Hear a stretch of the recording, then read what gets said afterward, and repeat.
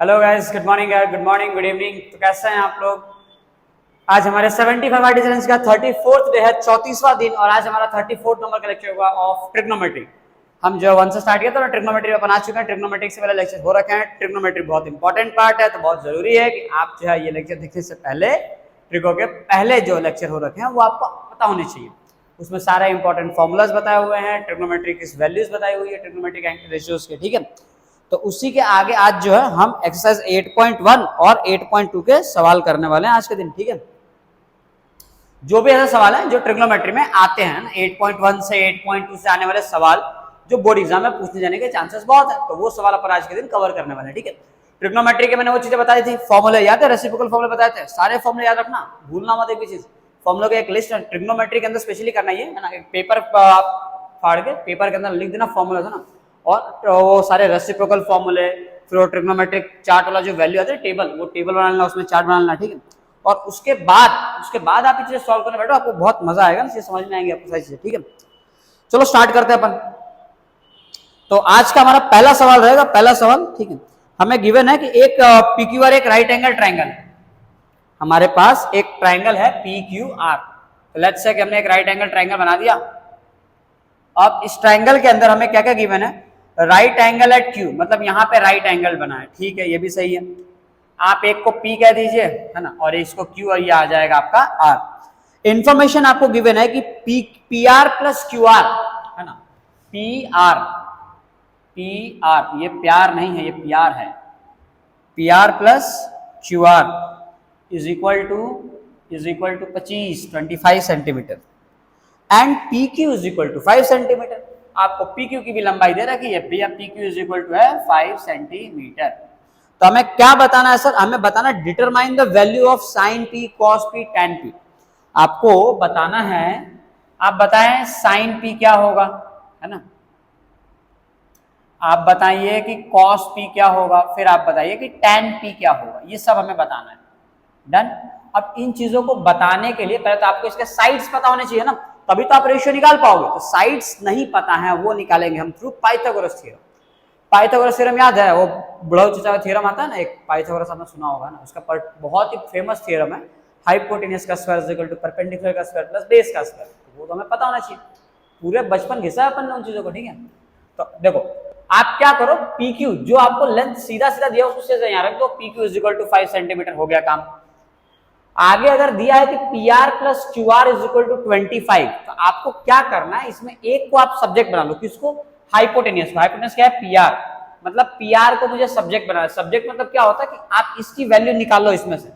तो अगर PR plus QR 25 है, देखो यहाँ पे मैं लिख दे रहा हूँ ना, तो अगर मैं यहाँ से लिख सकता हूँ कि PR इज इक्वल टू क्या हो जाएगा, 25 माइनस QR। समझ आ रहा है? ये QR को आप इस साइड लेके आ जाओ, 25 माइनस QR है ना, PR की वैल्यू मिल जाएगी। ये हो गया सब्जेक्ट, इसे कहते हैं सब्जेक्ट बनाना। आपको जिसकी वैल्यू निकालनी होती है ना, उसे हम कहते हैं आप x को सब्जेक्ट बना लीजिए। जैसे यहाँ पे मैंने बोला PR को आप सब्जेक्ट बना लो, मतलब इसकी वैल्यू निकालो। अब ये PR की जगह पे हम क्या यूज करेंगे? 25 माइनस QR। अब देखो यूज करो, by Pythagoras theorem, by Pythagoras theorem क्या कह सकते हैं अपन? हाइपोटेन्यूस का square is equal to perpendicular का स्क्वायर प्लस बेस का स्क्वायर।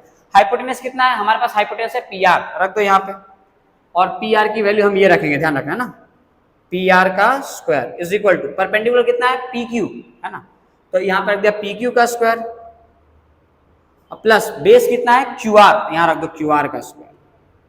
डन। इतनी चीजें करने के बाद सबकी वैल्यू उठा के रखते जाओ।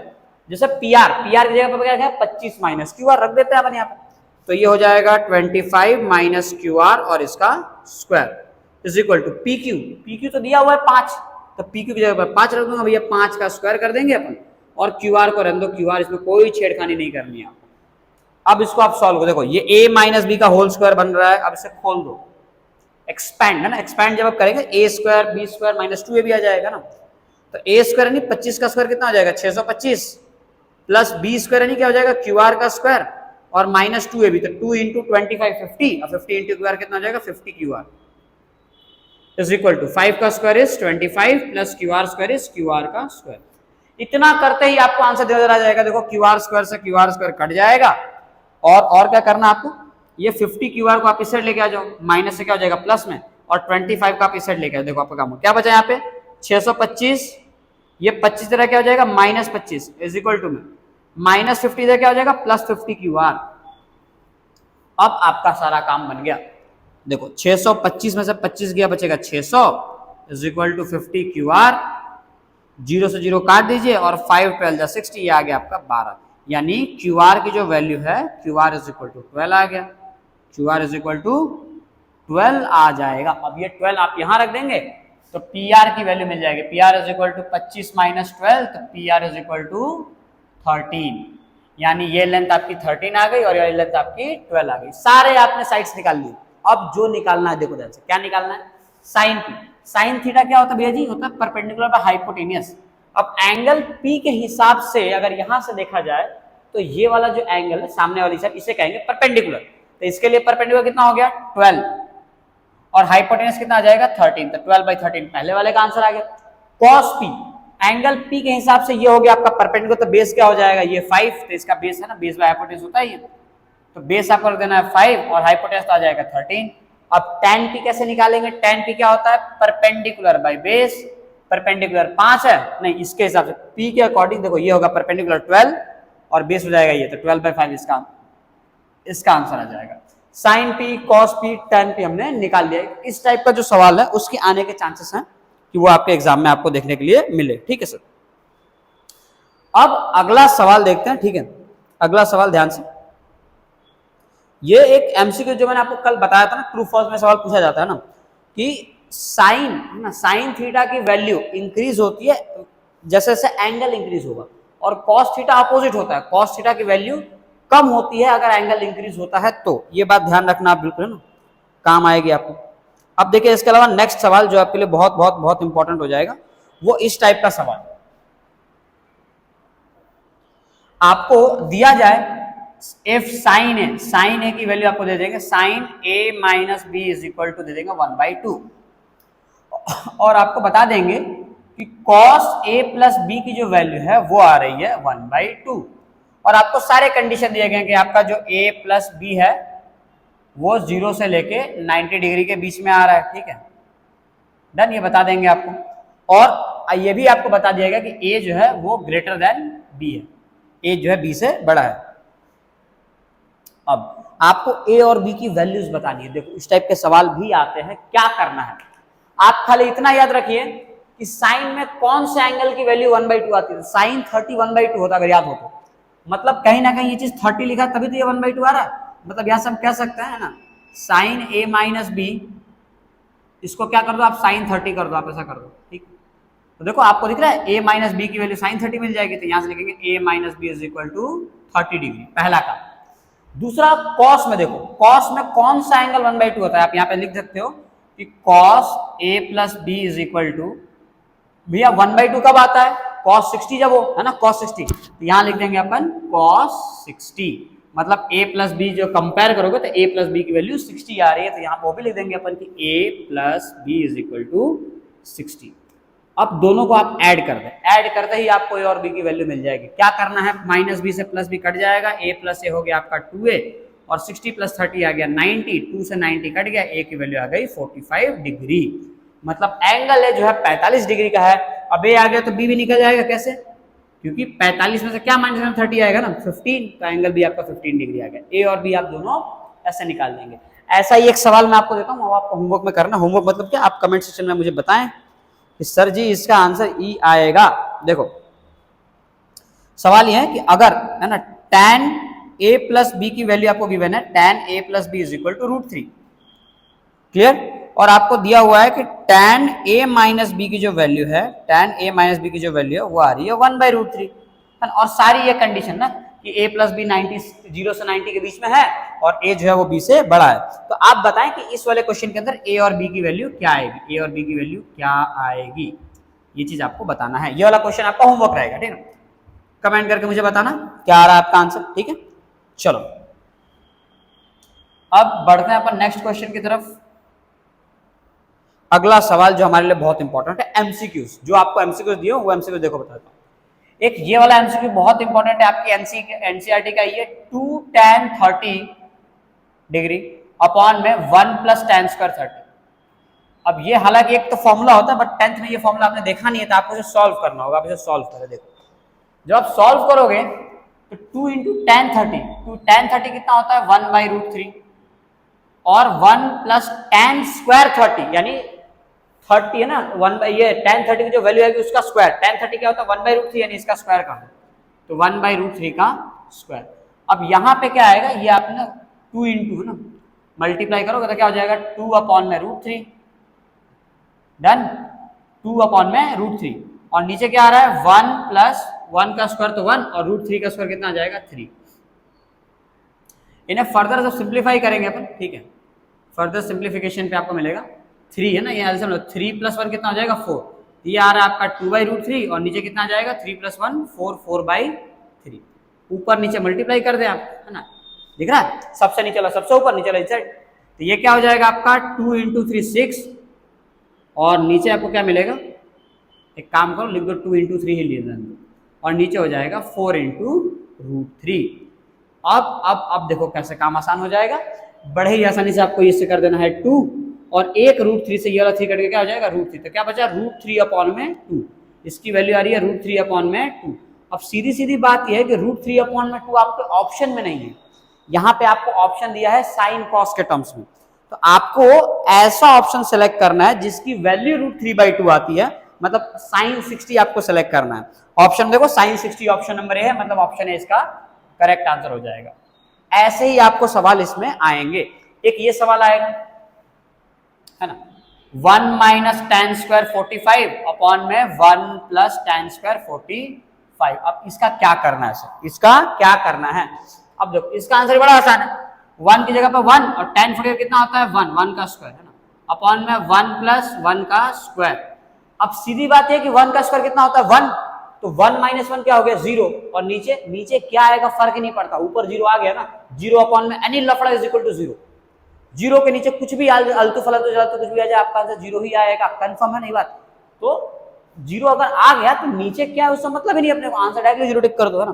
तो ये आपको कुछ ऐसे सवाल दिए जाएंगे, एक सवाल आपको देखो ये सवाल भी आएगा है ना, नहीं उसको अपन बाद में करेंगे ना, उसके लिए कुछ चीज एक चीज टॉपिक पढ़ना बाकी है जो अपन लास्ट में करने वाला, उस टॉपिक के बाद आपको सवाल कर पाएंगे, तब तक जो है मैं आपको अब इसके जो ट्रू फॉल्स है ना, एक यह सवाल जो है वो आपको करा देता हूँ। देखो आपको ऐसे सवाल देखने के लिए मिलेंगे है ना, कि आपको फाइंड करना है value sin 60 cos 30 plus sin 30 cos 60। अब इस टाइप के सवालों के आपको जवाब निकालने का तरीका क्या होगा, बड़ा आसान है, कुछ नहीं करना, सबकी वैल्यू रख दो, √3/2 cos 30 कितना होता है, ये भी होता है √3/2, बस हो गया सिर्फ। sin 30 होता है 1/2 और इंटू cos 60 कितना होता है, ये भी होता है 1/2, √3 × √3 क्या हो जाएगा 3, 2 × 2 = 4, 1 × 1 = 1 और 2 × 2 = 4। देखो 3/4 प्लस 1/4 कितना आ गया सर 4/4 और ये कट के आ गया आपका आंसर 1, मतलब इसका आंसर 1 आ गया। ऐसे ही आपको छोटे मोटे ट्रिग्नोमेट्री के सवाल आएंगे, ट्रिग्नोमेट्री बस नाम से आपको बड़ा लग रहा है, बाकी इन चीजों में कुछ 8.1 8.2 बहुत ही आसान है, हाँ 8.3 मैं ऐसा नहीं कहूँगा हाँ बहुत ईजी है, 8.3 जो स्टार्टिंग में जब एक स्टूडेंट उसे फर्स्ट टाइम पढ़ रहा हो सेकंड टाइम पढ़ रहा तो थोड़ी बहुत दिक्कतें आती हैं, 8.3 में आती है ना ट्रिग्नोमेट्रिक आइडेंटिटी जिसमें प्रूव दैट वाला पार्ट होता है, वो तो एक ऐसी चीज होती है कि हाँ स्टूडेंट्स के मन में इसका अलग ही खौफ होता है, अलग ही माहौल रहता है इस चीज का है ना, तो वो अपन उस चीज को मैंने बाकी रखा है, उस चीज को अपन करेंगे एंड में, पहले ट्रिग्नोमेट्री का पहले बेसिक वाला पार्ट पूरा कवर कर लेता है, जहां से प्रूविंग स्टार्ट होता है, क्योंकि ऑलमोस्ट वैसे बहुत से स्टूडेंट होंगे जो केवल प्रूविंग ही देखने हैं, सर प्रूव दैट करवा दो आप, प्रूव दैट करना सिखा दो, तो प्रूव दैट हम कैसे करना है वो पार्ट हम सबसे एंड में रखा है मैंने, कि ये जब खत्म हो जाएगा तो इसके बाद हम प्रूव दैट का एक्सप्लेनेशन वाला पार्ट रखेंगे और उसके बाद क्वेश्चन हम करेंगे, क्लियर सर। चलो तो अब हम करते हैं इसका अगला सवाल। देखो अगला सवाल हमारा बहुत ही पॉपुलर सवाल हमारे एनसीईआरटी का है ना, जो हालत खराब कर देता है। देखो ध्यान से सवाल यह है cos 45 divided by sec 30 plus cosec 30। अब इस सवाल को करने के लिए ना आपके पास जो है अच्छा ज्ञान होना चाहिए। देखो cos 45 यानी क्या हो गया 1/√2, 1/√2 रखना सबकी वैल्यूज ही है, लेकिन ये बहुत सिंप्लीफाई करके इसका आंसर दिया गया है। sec 30 मतलब क्या हो गया आप समझो, sec 30 की आपको वैल्यू अगर याद ना हो तो आप cos 30 पे आ जाओ है ना, sec 30 नहीं याद है cos 30 सोचो, cos 30 क्या होगा, cos 30 आपकी होती है √3/2, तो sec 30 कितना हो जाएगा 2/√3, याद है उसका रेसिप्रोकल होता है, प्लस कॉजेक 30। अब कॉजेक 30 याद नहीं तो साइन 30 सोचो, साइन 30 कितना होता है 1/2 होता है, साइन 30 1/2, तो कॉजेक 30 उसका उल्टा 1/2 का उल्टा 2/, केवल 2 आ जाएगा। अब आगे क्या करना है सर, देखो आगे आपको करने के लिए 1/√2 तो √2 रहेगा नीचे, ठीक है, एलसीएम ले लेंगे, ये हो जाएगा 2√3, ये हो गया आपका 2 + 2√3 अपॉन में √3। अब ये नीचे वाला सबसे ऊपर और ये दोनों आपस में मल्टीप्लाई हो जाएंगे, यानी √3 × 1 है ना, इन चीजों का अपन यहां लेके आते हैं। √3 × 1 कितना हो जाएगा √3, नीचे क्या हो जाएगा √2 मल्टीप्लाई हो रहा है किसमें, √2 मल्टीप्लाई हो रहा है 2 + 2√3 में, 2 + 2√3 में। अब आपको करना है इसको रैशनलाइज। अब आप ध्यान समझना, रैशनलाइज करना किसको है, आपको रैशनलाइज 2 को नहीं करना, आपको रैशनलाइज √2 को करना, और √2 तो बाहर है तो पहले तो उसको अंदर भेजो आप, है ना। तो √3 अपॉन में क्या हो जाएगा 2√2 + 2√6 हो जाएगा ये। अब अगली काम की चीज, अब इसमें देखो हमें 2 की जरूरत नहीं है ना, 2 तो ऑलरेडी रैशनल नंबर है, उसको क्यों रैशनलाइज करने की जरूरत है ना। तो हम क्या करेंगे, यहाँ से 2 को कॉमन ले लेंगे, तो √3 अपॉन में हमने 2 को ले लिया कॉमन, क्या बच रहा है √2 + √6। अब आप इस चीज को कर देंगे रैशनलाइज। रैशनलाइज करने का क्या करना पड़ेगा, ऊपर नीचे सेम नंबर से मल्टीप्लाई कर दो आप, ठीक है। तो इसमें हमने मल्टीप्लाई कर दिया, √2 - √6 से मल्टीप्लाई, कॉन्जुगेट से मल्टीप्लाई और कॉन्जुगेट से डिवाइड। कॉन्जुगेट क्या होता है, अगर √3 + 2 है तो √3 - 2 का कॉन्जुगेट होगा, यानी प्लस की जगह माइनस n चेंज कर दो आप, है ना, -√3 + 2 होगा ना, -√3 + 2 चेंज कर दो, ये हो गया √2 - √6। अब देखो मल्टीप्लाई करने पे क्या होगा, इसका सॉल्यूशन में कहां लिखूं, यहां लिख देता हूं। देखो √3 को मल्टीप्लाई आपको करना है √2 - √6 में, और नीचे क्या आएगा, नीचे देखो दिख रहा है 2 तो रहेगा यहाँ पे, नीचे क्या आ जाएगा a + b a - b, तो √2 का स्क्वायर - √6 का स्क्वायर, √2 का स्क्वायर 2, √6 का स्क्वायर 6, तो 2 - 6 कितना आ जाएगा -4, -4 × 2 कर देंगे यहाँ -4 आने के लिए, इसको कर लेंगे हमारे बाद में। अब कर दे मल्टीप्लाई कर दो, √3 × √2 कितना आ गया √6, √3 × √6 कितना आ जाएगा √18। अब 18 को लिखना 9 × 2, और 2 4 का कितना आ गया -8। अब ये माइनस ऊपर आ जाएगा, ठीक है, तो ये माइनस ऊपर इसका साइन चेंज हो जाएगी, ये माइनस वाला प्लस हो जाएगा। 9 देखो 9 बाहर निकल के आ जाएगा 3, तो ये हो गया आपका 3√2, अभी माइनस से हो गया प्लस में, और ये √6 आपका पीछे आ जाएगा, और अपॉन में क्या आ गया आपका 8। तो ये आपका इसका फाइनल आंसर आएगा इस क्वेश्चन का। तो इस तरीके से आपको ट्रिग्नोमेट्री कुछ गिने चुने सवाल करना है। ये जो भी सवाल मैंने आपको बताए हैं सारे के सारे क्वेश्चन इंपॉर्टेंट है, एग्जाम पॉइंट ऑफ व्यू से भी और बोर्ड्स पॉइंट ऑफ व्यू से भी। Clear sir? चलो, तो आज के लेक्चर में हम सिर्फ ये इतनी चीजों को ही कंप्लीट करने वाले हैं। आज हमारा लेक्चर यहाँ पे खत्म होता है। सभी चीजों के आप नोट्स बना लें, और ट्रिग्नोमेट्री में आप 8.1 और 8.2 को सॉल्व करने की कोशिश करें, है ना। मार्वल गाला जो भी आपने क्वेश्चन पेपर सेट खरीदा होगा, उनके आप सोल्यूशन वगैरह घर पे ट्राई करें, और बेसिक, है ना, जिन लोगों ने बेसिक मैथ्स लिया उनको ऑलमोस्ट इसी टाइप के सवाल देखने के लिए मिल रहे होंगे ट्रिग्नोमेट्री में, तो आप ट्रिग्नोमेट्री के ये सवाल कंप्लीट कर लें। हाँ, ध्यान से वो सवाल जरूर करना ना, theta increases sine theta increases, है ना, और थीटा इंक्रीजेस तो कॉस थीटा डिक्रीजेस, ये मत भूलना, ये बहुत इंपॉर्टेंट है, याद है, मैं तीसरी बार बता रहा हूँ ये चीज, भूलना मत, ठीक है। चलो फिर पढ़ाई करते रहना ना, नोट्स वगैरह बनाना ठीक से, अपन मिलते हैं फिर, है ना, चलो बाय।